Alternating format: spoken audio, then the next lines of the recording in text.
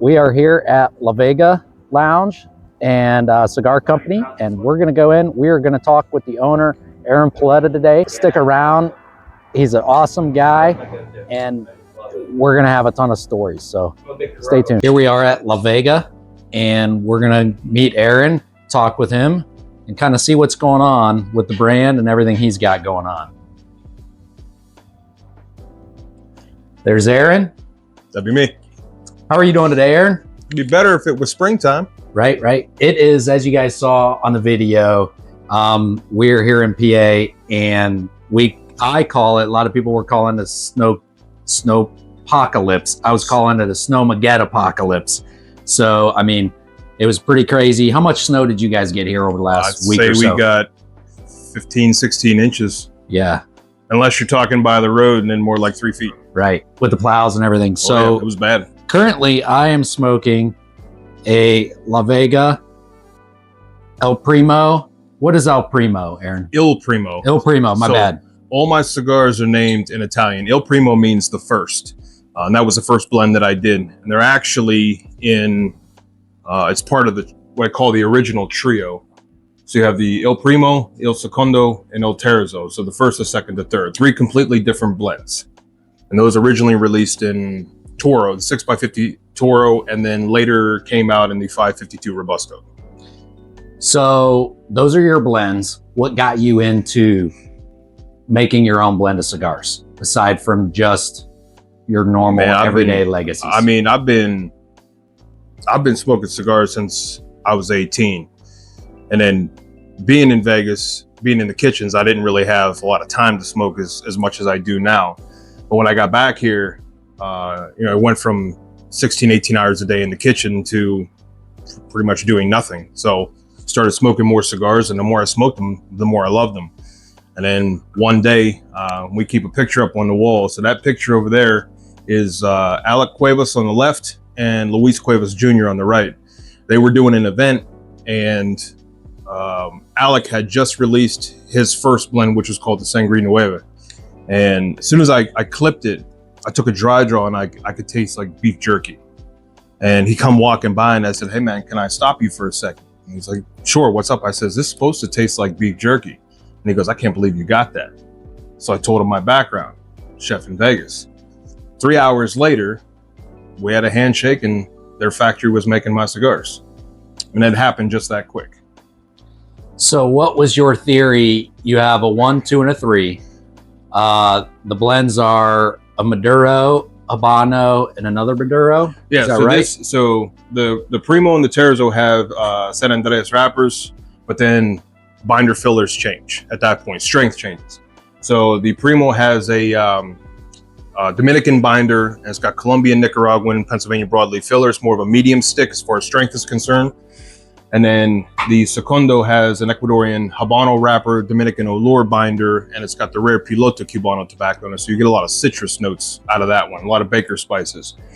The other Maduro is the same wrapper, the San Andreas, but it has the Olor binder, and we put the Criollo 98 in it to change everything up. It's got a few other fillers in it as well, but that becomes medium to full at that point.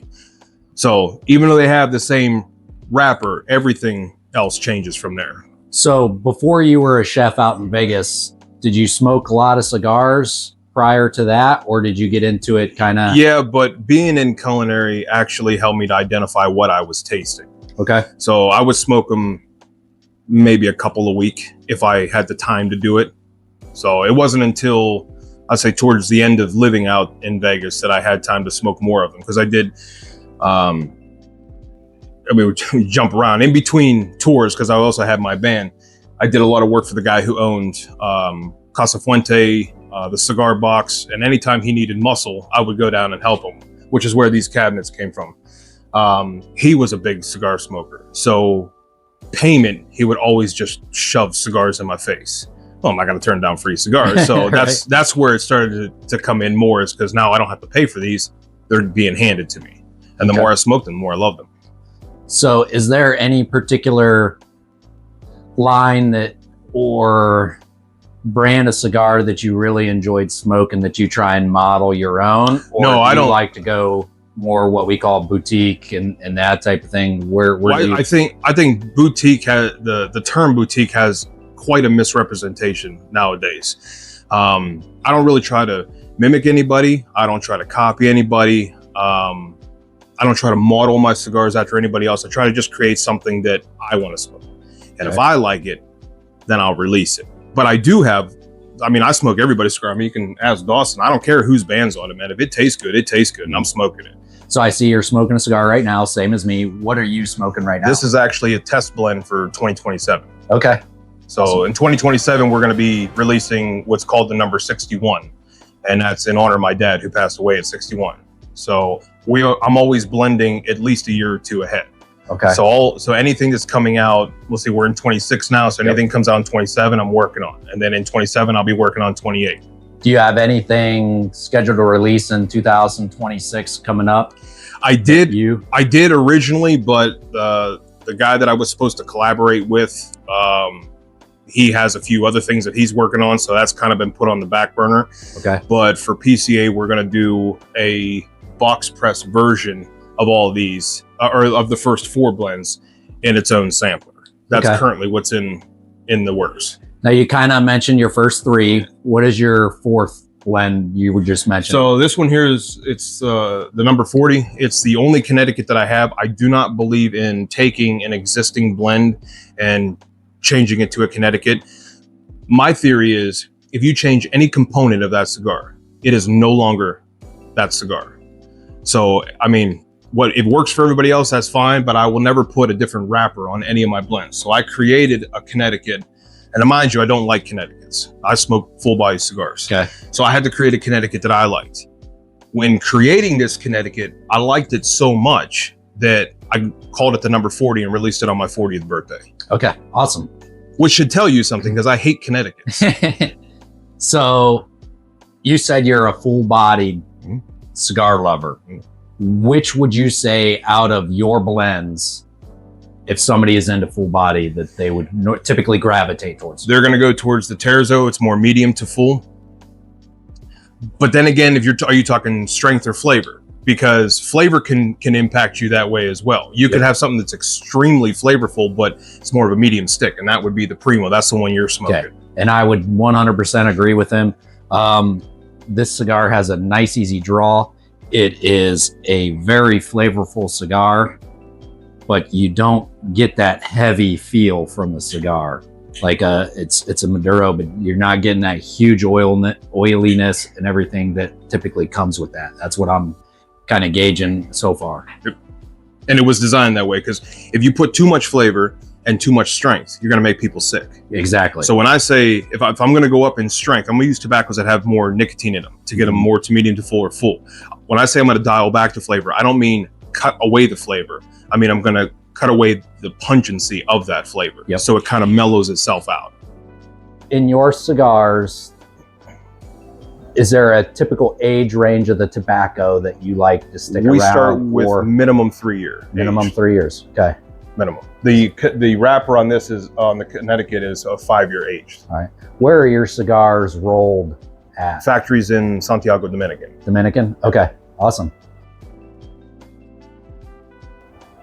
As a blender, what is the most enjoyable part about being a blender? Because for someone on the outside, right, we just say, oh, it's a cigar. Somebody made a cigar. It tastes great or it doesn't taste great. For you, it is still work, right? It's a lot of work to create a cigar, right? So what is the most enjoyable part about trying to blend your own? Well, I want to say this first. I'm not a blender. Okay. I'm just a guy who puts shit together and makes it taste good. Okay. Same thing I said when I owned my recording studio in Vegas. I'm not a mixing engineer. I'm not a mastering engineer. I just twist knobs until the shit sounds right. I don't want to take away from guys that are actual blenders that have studied this their entire lives. So what I do is I start off with fumas, just like they do. Mine's a little bit more difficult because I don't go to the factory often. So I get whole leaf tobacco, which when we go to the shop, I'll show you. I actually keep some on me. And I'll just start peeling away, rolling them up, and I'm trying each one individually to see what taste I'm getting out of it. And then, like anything else, like being in the food industry, you just start taking different ingredients and seeing what goes well together. The hard part is when you get that blend of fillers and binder, is trying to find a wrapper that's going to complement and not take away from. And that's probably the hardest part that I've encountered so far. Okay. Because that wrapper is 50% of your flavor, and it can throw everything off. You may have the greatest combinations of binder and fillers, and then you throw a wrapper on there and everything is just changed.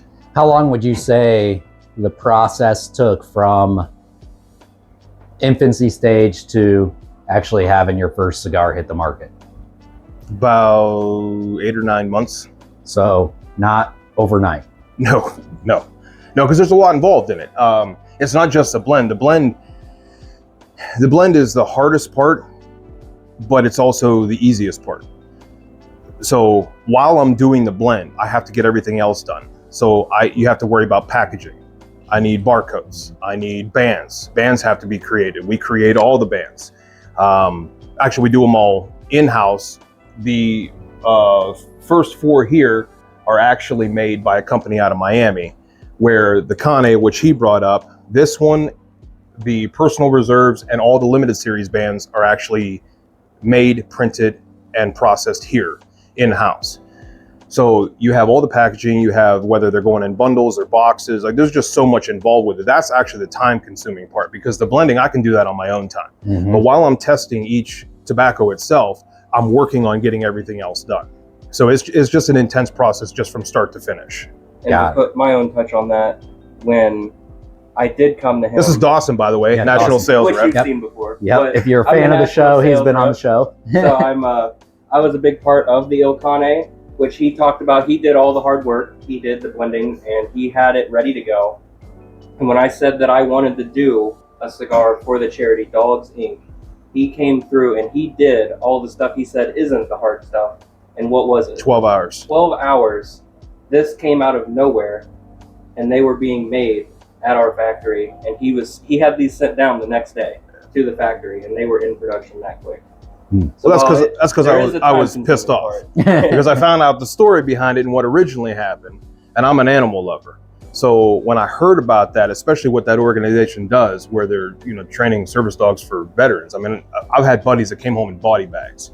So I love our veterans. But when I found out what happened, he was actually sitting in here, and then I went home, and my wife, she's looking at him, she goes, "What's the matter with you?" I said, "I have this thing on my mind. I'm getting irritated the more I think about it." And she said, "You're creating another cigar, aren't you?" I said, "It's already done. I need to figure out how to do it now." So I called the head of the factory in Miami, Luis, and surprisingly he answered. And I said, "Hey, you remember that Corojo cigar I was working on a while ago?" "Yeah." I said, "Yeah, I need like 1,000 in production right now." And he goes, "You serious?" I said, "Does it sound like I'm fucking joking?" Next day he said, "All right, they're in production." Bands were on the way. I came down here 4 o'clock in the morning. We started working on bands, which I'll show you everything when we go over there. Package got shipped off the next day. 2 months later, they were in-house for release. We released them on Veterans Day. That's awesome. And then we've already made 4 or 5 donations. Yeah. So the donations on that, I pledged to donate 25 cents per cigar sold to my retailing partners. And anything sold here at LaVega Lounge is $1 per cigar. And every quarter we cut those checks. That's really cool. So not only, guys, in what we're doing on the channel with Tunnels to Towers, but also folks like Aaron here, and with the help of Dawson, they're going out and they're trying to raise money for a charity that they believe in that does a lot of great work as well. Yeah. And then he did mention our limited series. We do the banding for the limited series here as well. We have. I love how he says "we." Yeah, it's not "we." Is it? You hear this nonsense? We. Is he married? Yeah. But the limited series is releasing February 4th of this year. Yeah, and I forgot to say that. that is our first barber pull. If you want to show it to him. Yeah. So each year I try to do a different limited series. So I originally modeled it after Tony Bellatto's Lost and Found with Robert Caldwell. So Okay. Tony Bellatto is actually my mentor. He was the first lounge to ever take my cigars in, and I've been, whatever that guy needs, all he's got to do is call. So to pay homage to him and Robert Caldwell, I went through him to get what they call found cigars. So the first one we did was called the Nano. It was this little stubby thing, kind of like a nub, but you know, I don't want to say nub, that's copyright infringement. But it was more of like a 4x56, 4x58, and it was just a powerhouse. I mean, this one of the strongest cigars I've had. Connecticut broadleaf Maduro wrapper. Tobacco was aged 10 years, and it was just something that AJ Fernandez probably forgot about. Well, it's a short little thing. So I was sitting down at the Cigar Vault in Bessemer. If you haven't been there, you should definitely go talk to Joey. Okay. But I was sitting down there and I gave him this cigar. I said, this is going to be the first limited series. I only have like 2,500 of these. I said, but I don't know what to call it. And he's like, well, what do you think? And I said, well, I want to call it the Midget, but that doesn't go with my Italian side because I name everything in Italian. And he goes, hold on. He pulls out his phone. He goes, well, call it the Nana. I'm like, that sounds like grandma. And he's like, all right, the Nano. I was like, okay, it's Midget. Midget in Italian. What people don't know is I actually named it after my wife, who's like 5'1". That's where the Nano came into play. When those were out, and so we released that on February 4th, because February 4th was the day that my band officially became a band. So I released everything on that day, every limited series on that day. February 4th, 2025, we created, this is another found cigar. This is called the Il Seguito. And Seguito in Italian means the sequel. This one is, actually, I'm not supposed to say who made it, but another phenomenal factory made this one. This one is a Ecuadorian Habano Maduro wrapper, Brazilian binder, some undisclosed fillers in it. This thing was a powerhouse also. Another full body cigar, 6x60 box press, and I think we only have like 14 boxes of that left. So February 4th, this is the new one. This is called La Trilogia, which is the trilogy. This is the first barber pole that I did. And I worked with Luis to get this one done. They did not want to make this because they only have one wrapper in the entire factory that can wrap a barber pole. And now normally they can wrap 600-700 cigars in a day, 250-300 max, because this just takes so much time. But what we do for any limited series is we release it 2 weeks prior to the release date here. And we have a lounge in Moundsville, West Virginia. It's Living My Best Cigar Life. And they created what they call the LaVega Legacy Room. And they were the first ones. It's kind of like a Davidoff lounge, but it's for LaVega. And Tyler, actually, I think he's coming up tomorrow. Tyler just took this whole room, probably 2 of these lounges, and nothing but LaVega stuff in there. I mean, we sent him down stuff that I pulled out of the archives and just gave to him to put on his shelves. But you can find them here and there, are the only 2 places 2 weeks beforehand. But okay. This will be coming out February 4th. So I guess that would be the new release for 26. Awesome. What do you say we go check out the factory? Yeah, and go freeze? All right, we can do that. That's okay. We can do that. So this is the warehouse, which we all called the shop. This has seen many faces over the years, and some of this stuff I have out because even though it's January, I'm salivating over spring. Yep. So this is the stuff that's going to get ready to be sent out when we pull all the cushions out. So I have to have you back when it's actually nice outside. The outdoor patio area of the lounge was designed to remind you of being down in Florida. So we bring out the potted plants. I got some palm trees we bring out. We play Latino music. It's roadside. So that's a whole different vibe in itself. But we store everything. Well, actually, we store it in the workshop, which is another building off to the side. But everything's getting ready to go out. So this is pretty much just where we store and process things. These I left up because these just came in yesterday. These are actually for PCA. So we do, every time we release something, we do a new banner. The originals are actually over there. And once I pull them from the rack itself, we hang them up when they're done. But these 2 were the first banners that just had the bands on it. And then it was with the 3 cigars, when the number 40 we released, we put that one up. I have another one that's going to be coming off. And now that there's 5 cigars in the core line, this will be the new core line banner. And then my story is extremely long. So this is a dumbed down version. So for PCA, when they walk in, they can just get what they need. And if they're interested, they can come talk to us. We had all these pictures hung up because I did a trip down to Newman, down in Tampa when I had my show going. And Drew Newman was kind enough to give us a personalized tour after we had already done the main tour. And when I was walking through, I saw they had all these big blow up pictures, and it's history of how things progress as time goes. So these pictures some of them are, like Tony, I talked about Tony Bellotto, he's up there. The Cuevases are up there. Some of these are from different events that I've done. This was the ribbon cutting itself when we officially opened here. The blends, that was for the Cane, for the Dogs Inc. So we used all purple, which is their color. The boxes for the cigars are actually made, not just USA made, they're local Amish made. So about 8 miles down the road is Rudy Byler, and he has his own workshop. He's actually a cabinet maker. And I approached him one day and said, I didn't want to get boxes made out of country. I wanted to have them made not just USA, but local. He agreed to do them. So they all come in raw, just a raw box. And then for the first year, we stained them. So this would be the Primo box, the Secondo, the number 40, the Terzo. But after dealing with it and the way that LaVega has been growing, this is just too much of a pain in the ass. So we're gonna go back to raw boxes that are just stamped in lacquer. So once we get these from him, I go over and pick them up, because it would take him like 2 weeks to ride his buggy over here. I go pick them up, we bring them back, and one of us, not Dawson, one of us will stain these. Like I said, we're gonna cut that out. Once they're done and they're stained, then they come in, and my wife's idea was to have these stamps made. Now, my band was Mead Avenue, and it's literally named after the street that my recording studio was on, down by the Strip in Vegas. And out in any city, really, when you look at the curb, it looks like they stamped on the address or whatever the name of the street is. So to pay homage to that, my wife had these stamps made, and each one of these stamps is something different. Like this one here is the main logo, and then actually, you know what? It'd be easier if I just grab a box. I'll show you. So these are.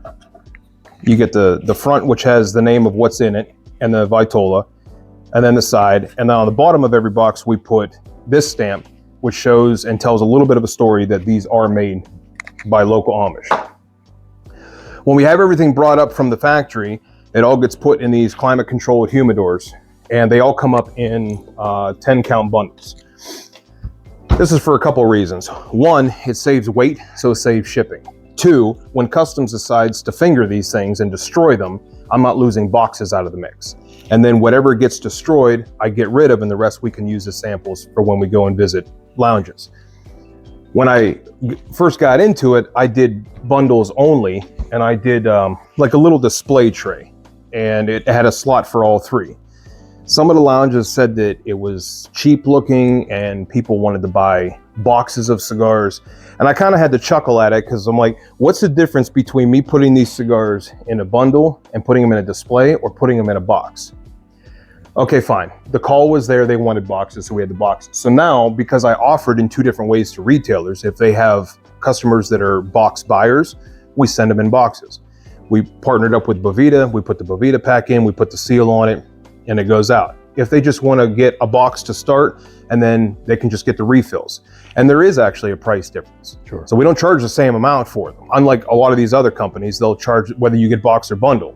But my father, being a master carpenter for his entire life, I hate waste. And I value trees. Being in the kitchen, we weren't allowed to waste. I mean, I was trained by French and Italian chefs. If there was a tiny little drop of liquid in there, you better scrape it out. So waste just does not go well with me. So it's up to them. Most retailers will buy a box of everything, and they keep the box and then just put the refills in. So that's how we run that. Once they're done and they're boxed, we have all the LaVega seal, all that is printed in-house. We put the Bovitas on there, and then they're all plastic off, and then they're ready to go. And we keep this warehouse humidified, so we don't have to worry, like anything sitting on the shelf, we don't have to worry about it. But if you look at the shelf, if you see it in plastic, it means it's ready to go. We don't normally load these until it's time to go. So then they stay fresh inside the climate controlled humidors. But we do all shipping from here. So we've got all the boxes for shipping. We've got our accounts with UPS. And then over here is where we have all the merchandise. So all the beard oils, the spritzes, all this stuff is done in-house. And all the bags and humidors, and I mean, everything is pretty much here. The coffees, so all this stuff really does go into the lounge here at headquarters. But some of this stuff you can actually find at the Legacy Room down in Moundsville. Okay. Let's see. Oh yeah, all papers, anything that we print the bands on, and then we had that industrial cutter brought in so we can get all the bands cut. We stock up on a lot of bands just to make sure we have them. Like I said, these are the bands, core line bands. Those all came from Miami, but we order so we have thousands upon thousands sitting ready to go. Let's see what else. Huh? My chemistry lab. All this stuff here, this is for when we do big festivals. So all this stuff will come out with us, just to make sure we take it. Which this stuff actually was originally designed to go to PCA, and we field tested it at my old Kentucky Herf. So when we go to PCA, we're gonna load all this stuff up, and we've got an 18-hour drive down, which is gonna suck. The chemistry lab that Dawson was talking about. So all the colognes, the spritzes, the beard oils, those are all done here, and they're all blended by me. We bottle them all. Like, these are all the colognes that are already mixed, ready to go, all the oils that we use. And I don't trust, when it comes to water for the humidors or for anything else that we use, I don't trust getting it from Walmart or one of these other stores. So everything is actually done here. These are distillers. We run them pretty much nonstop. I don't have them turned on because we're doing this, but we'll do 15, 20 gallons a day, and it all gets used in-house. I want to control everything from the ground up as much as I possibly can. Back here is what I call my office, which I'm running out of room, but I put up pictures of everything because I've done so many different things in my life. I just don't remember them all, but these are all memories, and memories is what makes life worth living. You think about it. So all of this is my cigar journey in here, just the people that I've met, the people that have helped me throughout time. Everybody's put up on the back of that door over there is stuff from my past. The music stuff, these are a couple of the records that my band did. So really the lounge and the shop is just a collection of memories. Probably one of the most important things I have in here is actually this humidor right here. So inside here is actually the first of everything to ever come up. So this was the first shipment of cigars that I ever got. And we've been through band changes over time. So every time I change something, like this was a band change. That's when they went from the ones that were up there to this one, and I'll keep them. That's the first batch of Robustos to come in. This is when we changed over to the bands that you see on the shelves now. And I collected, I write the date on it. These were the Nanos. You see how dark that thing is? Yeah. I think it's pretty powerful. Like a delicious cigar right Oh, there. it was quite tasty. But yeah, I keep the first of everything. It's just kind of my thing. And then anything I collect along the way. There's a few Dogs Inc. things there. The Ohio Cigar Mafia, they gave me some stickers and patches. So I like to collect. Some people call it collecting, some people call it hoarding. Call it what you want to call it. Right. Yeah, I mean, it looks pretty clean and everything. Doesn't look like you're hoarding much to me. But so this is pretty much, you sit on a picture and that's kind of where you're getting your inspiration and different things from. Yeah, because too, right? I learned a long time ago when my grandmother, who, she meant everything to me, when she passed away back in 2009, I started to realize that life was just too damn short. Mm-hmm. And you got to make the most of every day. So I sleep 4 hours a day. I go to bed about midnight to 1 o'clock. I wake up 4 or 5 in the morning, and I do that every day without fail, because I'm trying to get it as the most out of life as I possibly can. Yep. Because I don't want to get to the other side, no matter what your belief is. I don't want to get to the other side and be like, man, I should have done something. Yep. I want to get there and be like, you see what I did? That's kind of my philosophy. You can sleep when you're dead, right? That's, I'm living proof of that. Yeah. Yeah. This is awesome. There's so much to go over in here. I mean, just being in here, seeing a lot of the different pictures. Being with Aaron today is really what the cigar industry to me is about. You guys can let me know down in the comments what you think, but meeting the folks, meeting Aaron, I've never met him until today. He's been wonderful, absolutely a pleasure to be with. I think that if you guys have a chance to come out to LaVega or see him at a show or see him at some other event at a lounge you're in, take the time, because he's young, you know, but similar to Jose Blanco and things, folks like that won't be around forever. So try and get out and do your best. If it's something that you enjoy, have a conversation with them, meet the folks that you, and just sit there and listen. As you guys have noticed, I haven't talked much today. I enjoy listening to Aaron, enjoy listening to people that know way more about cigars than what I do. And that's really what makes this a lot of fun. See, and we're all learned to, like, I didn't come from this industry. Okay, I had my culinary background, my music background. I just jumped into this. So I still learn. Every day I learn. And thankfully I've been able to make friends along the way. And if I have a question, I can call them, like this guy here, Mo Mali from Patina Cigars. I don't know if you've covered Patina Cigars yet. Not yet. Mo is a great guy.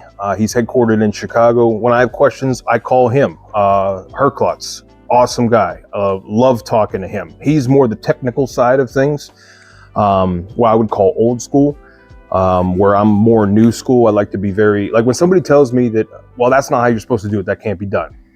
Okay, now I'm going to find a way, because I love to create things. Tony, Greg Zimmerman, who was president of the PCA, Drew Newman, which, matter of fact, I talked about Drew Newman to you in there earlier. We were down there, and he went upstairs, and I told him I wanted a Chivetta. So he went upstairs and grabbed this off the table and signed it for me. And then I made my own Chivetta so I can use it out of acrylic, and I actually traced this and modeled it after this one. But these people, I mean, they've taught me everything that I know so far. I've got a lot of mentors in life, but I have a hell of a lot of mentors in this industry. Like, Ricky Rodriguez, West Tampa, Chantel, Belladama. I mean, Luch is up there, Gabby Caffey from Caffey 1901. I mean, these people, if they take the time to tell me something, I'm a sponge. My mother always told me, be a sponge, listen to everybody. Everybody's gonna teach you something. And that's what I try to do. Let's try to learn it all.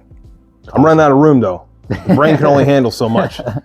My wife and my mother are like my biggest supporters. And without them, without my wife, I wouldn't even be alive.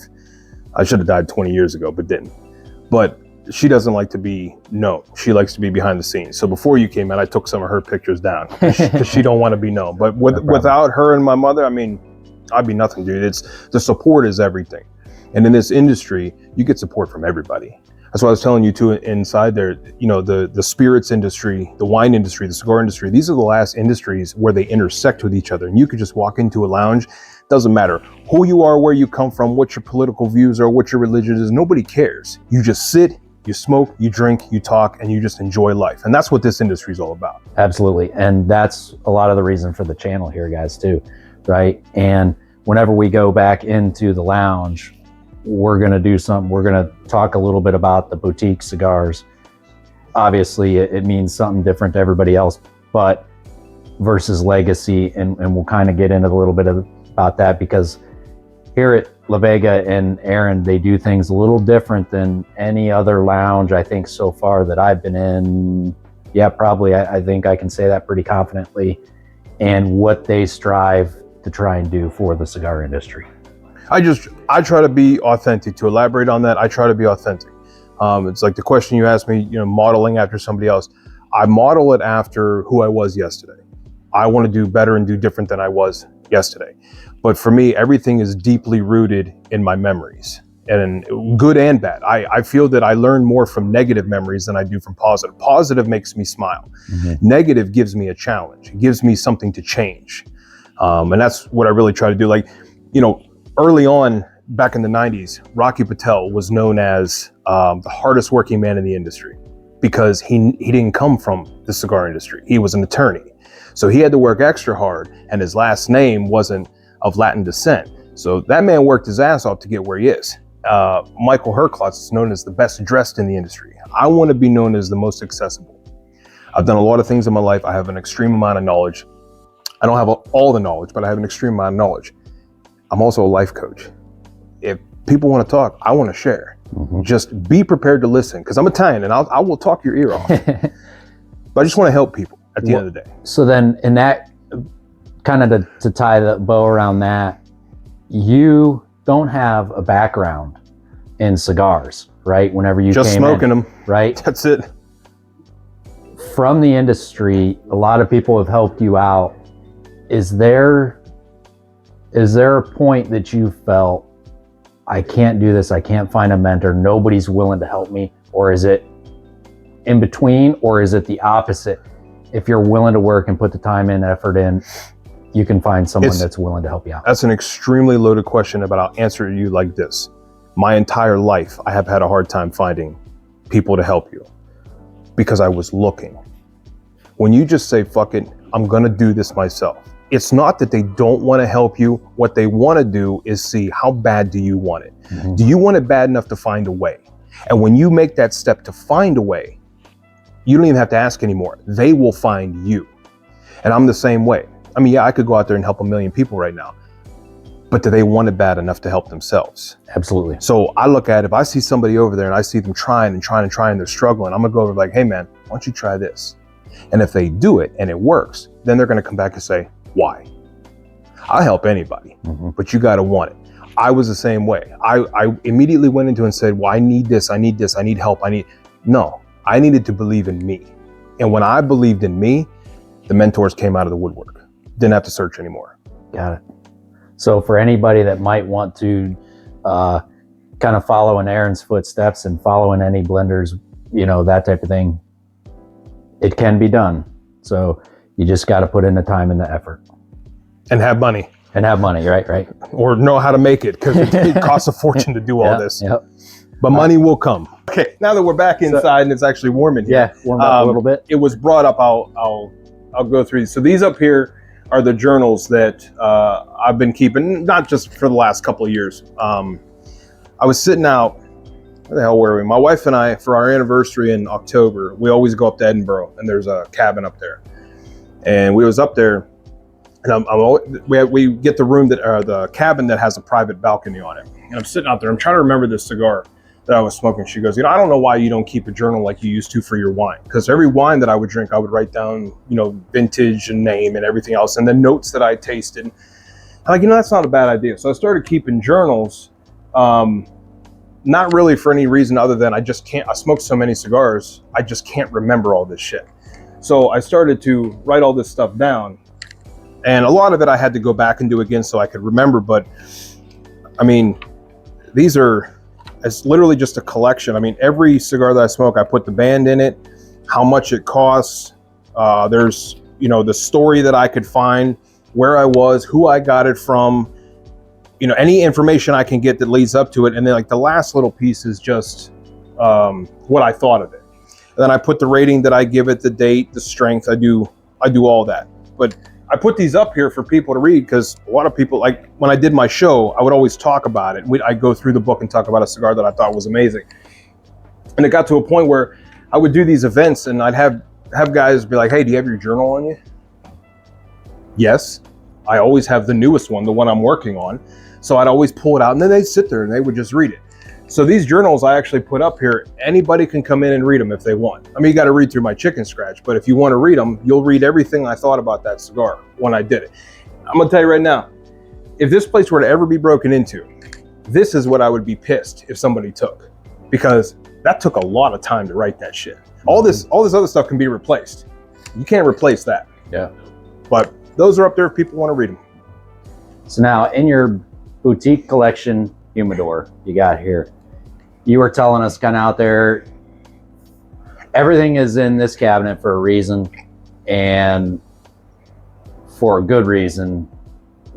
You want to go through some of the cigars that are in here and talk about them a little bit? Yeah, so what they mean. So the legacy I have two cabinets. I have a legacy cabinet, I have a boutique cabinet. The legacy cabinet is just a collection of cigars that you can pretty much get anywhere. There's nothing really much to say about them because these are cigars that have just been around for God knows how long. I try not to put cigars in here that you can get anywhere of these local ones, but you do have some overlapping that happens. But you got a couple of Padrones, this one, the La Historia, I think that's the best one that Ernie did. Even though the pledge was highly rated, I think he knocked it out of the park with that. You got a couple of everything, a couple of AJs, a couple of Olivas, the Leafs. So I just try to put a selection that people are going to enjoy. The boutique cabinet is something that this lounge has become known for because I support the small companies more than I support anything. So inside this cabinet, these were all hand-picked to be in here, and I know all of these owners personally. When I say hand-picked, meaning I've smoked everything in their lineup, and these are the best ones in my opinion that I can give to my clientele. So we'll start here. So this is Casa Cuevas. Casa Cuevas is the family that owns the factory that makes my cigars. This is the Patrimonio, which is a phenomenal cigar, the La Mandaria Oscuro. And La Mandaria in Spanish is the sledgehammer. So the story behind that one is they went into their office in Miami-Dade and somebody broke into it with a sledgehammer. So they turned around and created a cigar. And when I say that thing punches like a sledgehammer. I got two here from Tony Bellato from La Barba. The orange is the first one I fell in love with. And this was back before I even knew who that guy was. And then his Mexi Sol, that's another phenomenal one. These two are by Patina. I told you about Mo Mali. This is his new one, the Red Pill. His Nicaraguan, which I think he hit out of the park. Matter of fact, for this one, I found out that he released it, so I called him. And he answered, and he's like, "What's up, dude?" I said, "Where the hell's my sample of this Red Pill?" He goes, "Bro, I don't even have samples yet." I'm like, "All right, well, send me a box when you get them." These two here are from Matilde Cigars. Now, apparently Matilde's been in business a long time, and I had never heard of them. I believe I'm one of two lounges in the state of Pennsylvania that carry these. This one, the Quadrana, I call this the poor man's Padron. And not because of the flavor, because it's an $11 cigar and it gives you a Nicaraguan Padron experience. It's absolutely phenomenal. Then you got the Oscuro, these two here by Luch, Luciano. Josh Beaver made the Machinist, which is a fantastic cigar. These ones down here, the Blanco 9 and the two Prince Hulls. I've known Dave Blanco for a long time. We had an event here, great cigars. This is actually the one that everybody requested, the Blanco 9, so we brought them in. This one here, I've only known Jonas a short amount of time, but I know Miyagi, who's the rep for Blackbird. And Miyagi, this guy, I call him the Puerto Rican samurai. Because when I first met Miyagi we did a festival down in South Carolina, and he came up, real nice guy, introduced himself. This guy looks like a Japanese samurai, but then started speaking Spanish and just threw me for a loop. So I call him the Puerto Rican samurai, but because of him, I brought these in. Herklotz, the Suma. I really like the Pan American, but this one, Michael actually handpicked to be in here. That's why that one's here. Ricky, I've known Ricky Rodriguez for a while, the West Tampas. The red and the white. And then this one down here is Drew, buddy of mine. He's got Gato Negro cigars. So this one here is more of his limited, and this is his core line blend. But everybody pretty much comes here because of this cabinet, because this is stuff you just can't get around here. Like a lot of this stuff you can't get around here. So I think that being said, what we're gonna end up doing, it'll probably be in another video, but I think, are you up for doing a $75 cigar challenge? Sure. Okay. So I think we're going to cut it here for today, but I appreciate everything. I appreciate your hospitality, Aaron. Thanks a lot. Appreciate you guys coming up. It's been awesome. Thanks for showing us the back and kind of how your operation works, and a little insight into your passion and the passion for the cigar industry. I truly appreciate. For everyone out there, again, any new subscriber, we're donating 2 cents to Tunnels to Towers. So if you guys would just leave us a comment down below that you subscribe, so it's a little easier to track. But thanks a lot for watching. Hope you all have a great day. Hope to see you out there on the Bourbon and Cigar Trail. Cheers.